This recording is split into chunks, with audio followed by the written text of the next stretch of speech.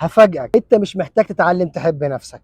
70% من شعورك بالنقص او عدم استحقاقك بالحب بيجي من تجارب الطفولة وبرمجة مخك على الحب المشروط، مش من نقص في مهارات حبك لنفسك. اللي محتاجه هو انك تفك الحاجات اللي منعتك تحب نفسك.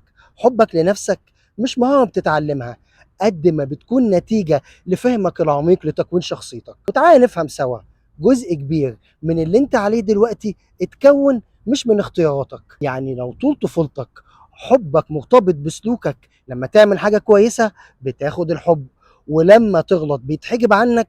المخ اتبرمج على قاعدة أنا مستاهلش الحب إلا لما أثبت نفسي. الحقيقة اللي لازم تعرفها، أنت مش شايف نفسك زي ما هي، أنت شايف نسخة اتكونت زمان، نسخة مش أنت اللي كونتها. والحل إنك تراقب نفسك، تفهم مشاعرك وسلوكك، واعرف إيه اللي فعلا ليك وإيه اللي اتفرض عليك ومش من اختياراتك.